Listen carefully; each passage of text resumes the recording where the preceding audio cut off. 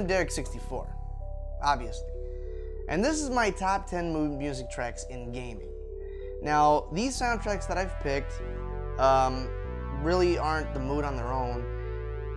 The games are presented in a certain way that have several elements around the soundtrack that all together come together to make a specific type of mood, henceforth a mood music track, where all these different variable elements in a game kind of meld into one situation and form a mood that the soundtrack really kind of brings home. And that really resonates with me the most as far as why I've picked these particular songs as mood music tracks. Now again, this list is totally opinionative. It's my own personal list. Some people may feel that some of these soundtracks that I've picked are spooky or scary. Some other people might feel that some other tracks I've picked might be more soothing or relaxing. And to that I totally understand, because it does make sense. However, again, this is my own personal list. If you feel differently or you have your own list, go ahead and put it in the comments below. But anyways, with that being said, let's go ahead and get right into it on the top 10 mood music tracks in gaming.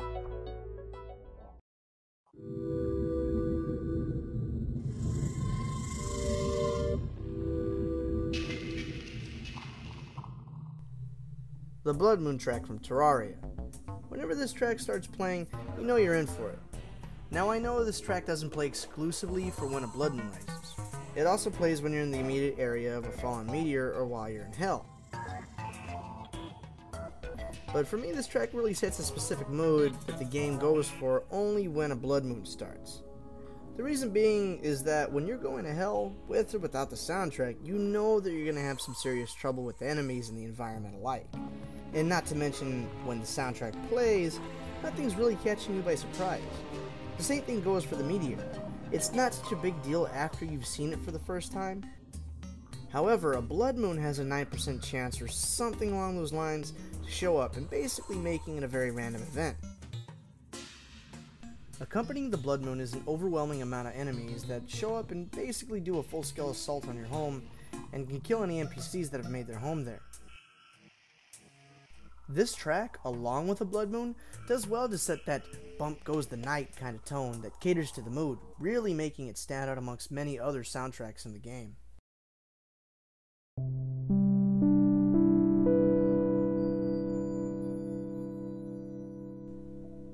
DORA. Despite this game having a great many of well-composed soundtracks, the soundtrack in particular that I chose for this list is DORA. KNYTT Underground is a great and unique indie game that unfortunately I haven't spent very much time with, not more than just several hours. But what I can say about this game is its very ambient atmosphere is realized through its humbling level design along with its array of musical tracks. This game has a lot of soundtracks that adhere to that mood music feel that I was looking for to make this list. But DORA complements the more somber and serene screens in the game that really establish a specific tone that resonates a mood music feel to me in particularly well. Again, it was a tough choice, but the number 9 spot goes to DORA of KNYTT Underground.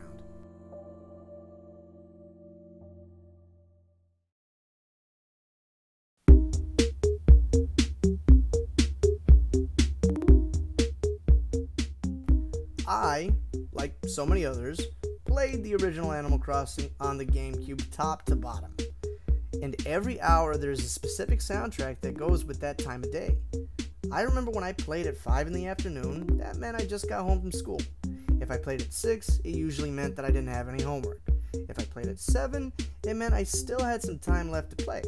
And when I played after 9, that meant it was time to finish up and save. Very rarely did I ever hear the soundtracks that played during the day since I'd be at school. On weekends, however, my brother, uncle, a couple friends and I would get together and play late into the night. Whether it was Super Smash Bros. Melee or something else, when it was time for a little gaming R&R, Animal Crossing was good for the cooldown. Hearing the soundtrack for 1 AM was kinda strange. It had a lot of energy for a soundtrack that was to be played at 1 in the morning. It sounds kinda nightclubbish to me, and that always, to this day, gave me that up late kind of mood. Animal Crossing has tons of music, so again, like KNYTT Underground, it was fairly hard to choose. But at the end of the day, no other track stuck out in my mind the same way this one did.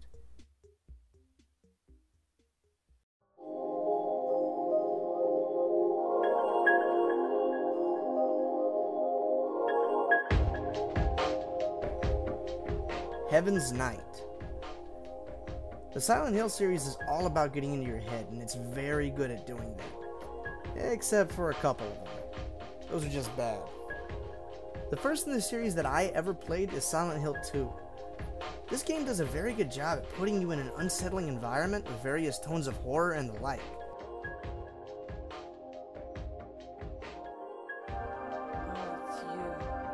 But then there's many sequences of great contrast of somber and soothing tracks at certain parts of the game that almost make you second guess your safety to begin with. This town is full of monsters. How can you sit there and eat pizza? It may be just for a minute or two, but you will detour through the strip club Heaven's Knight, and the song that goes with it is very enigmatic. During the main game, there's a woman that you run into named Maria that later unlocks the door to the Heaven's Knight Club to detour through to proceed further in the game. There's a post-game campaign that you can play on the Xbox version of Silent Hill 2 where you play as Maria and start off in the Heaven's Knight Club. For me, this compilation of elements, from Maria's relatively mysterious presence to the soundtrack associated with this sort of odd locale, establish a solitary mood all its own.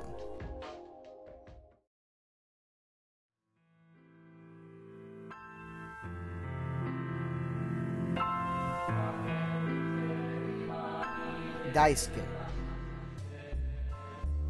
I love Hotline Miami. This game is an astounding example of what a good indie game should be, and probably one of my favorite indie titles to date. It's an easy game to learn and figure out without losing that difficulty that's needed to have a certain respect for this game. Sure, the game is potentially graphic, even with it having a pixelized presentation, but that just goes to show how well conveyed the tone and the mood is in this game. And along with that is the astounding line of soundtracks in Hotline Miami. DAISUKE, or DAISUKE, to me, sets its own mood the best, with it being played at the end of almost every level. It really emphasizes that end of the day / you won but what did it cost you mood. I got Hotline Miami on a Steam sale, like everybody else does, and passed up buying the soundtrack that was also offered with the sale. But after I spent just a few hours with the game, I had to reconsider, and I went back to buy the game's full soundtrack as well. And you know what? It's money well spent.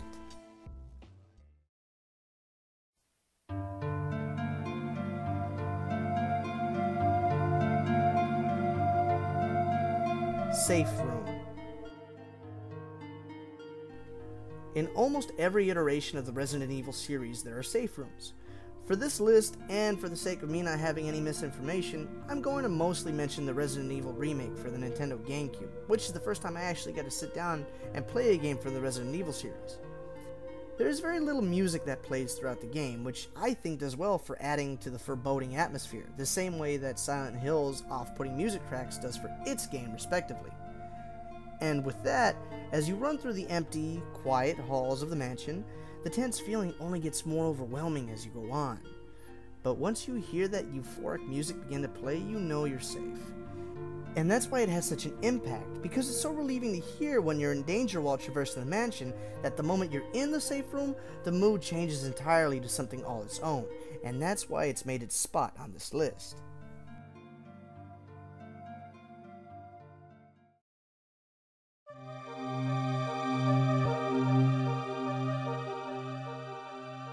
Aquatic Ambience. Aquatic Ambience from Donkey Kong Country is definitely a song that makes any ungodly gaming water level more bearable, whichever it may be. I'm looking at you, Water Temple. That being said, Aquatic Ambience is just that. Aquatic Ambience. It really does capture that mood of a serene, deep blue sea. It's so majestically composed, it's almost therapeutic to me, and I'm sure I'm not the only person that feels that way.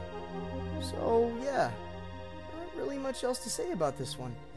However, I'd like to plug Smooth McGroove in this one. His acapella is spot on.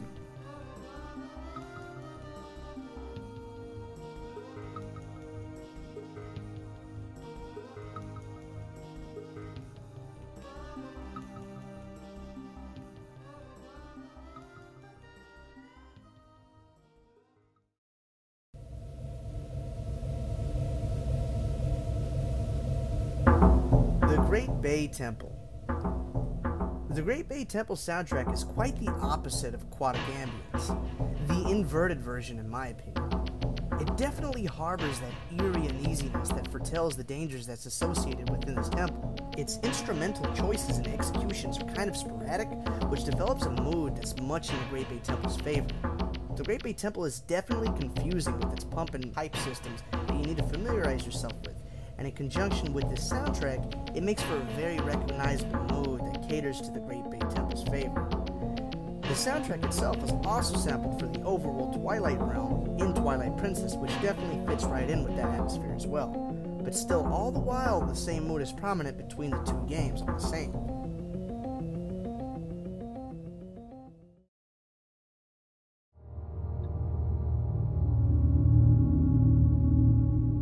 Dead Voxel, or the Nether theme from Minecraft. For the 5 of you that don't know what Minecraft is, it's a game that you make stuff from other stuff that you find in a randomly generated world that's unique to itself in that it's never the same as someone else's. That being said, you can use materials you find to basically make a portal to the Nether, otherwise known as Hell. For a long time, this area in the game had no background music of any kind, and all you'd hear are the sounds of the enemies around you or fire burning and so on.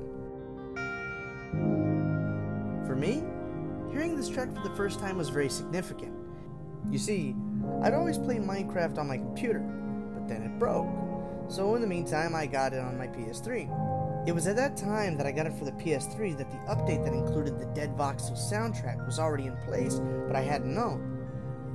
So the very first time I stepped into the Nether in a long while, perhaps over a year, I heard this song.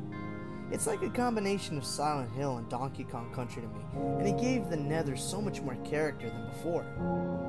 It's spooky and cold, yet tranquil and easygoing. It's important that it found that median, which is what establishes a very significant mood that the Nether could never have achieved beforehand.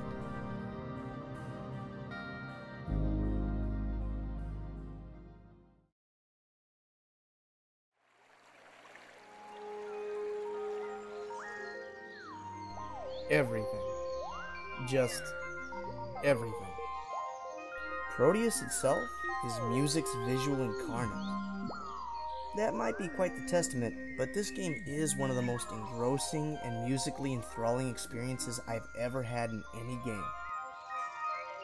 This game does have specific soundtracks, but not one could do in the case of Proteus.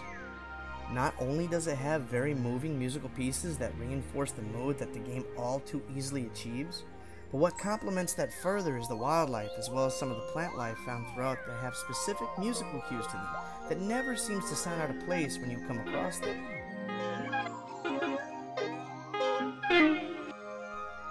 Proteus is all about the atmosphere. There's 4 seasonal intervals in Proteus, and with each season comes a new set of changes in the weather as to be expected, which help further the mood that each track tries to bring. You start off in springtime. Coming ashore from the ocean, you see the many light greens and pinks that signify the beginning of new life akin to the spring.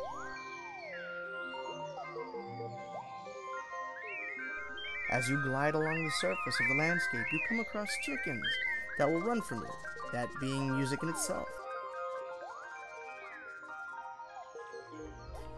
As you explore, you will find a ring of stone slabs at which you'll jump forward to the next season.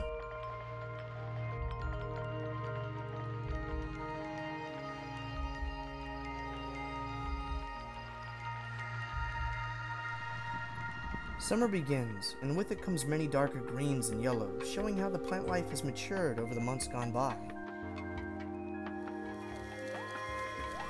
There's more wildlife to be found, from dragonflies to several different kinds of toads, and even squirrels and so on.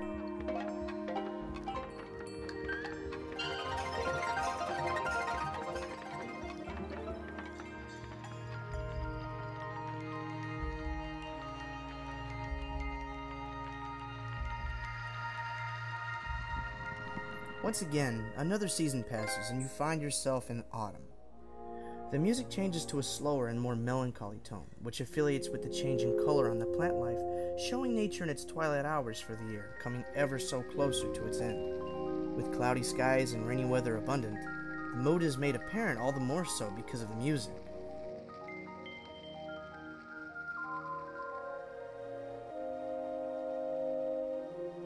However, there's still beauty to be had for when the night falls.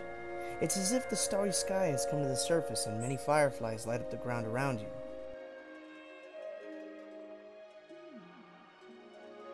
With many amber trees about, the autumn season comes to a close within the wake of winter. What once seemed full of life and beauty now seems gone. Trees bare of leaves with only the dark twisted branches make you feel isolated and alone.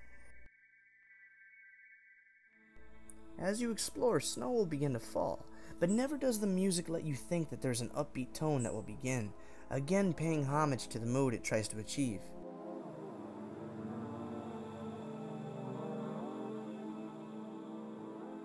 As you continue, you will eventually begin to ascend to the heavens, the aurora borealis lighting up the skies with a hymn playing, accompanying you all the way, letting you know that this personal journey has come to an end.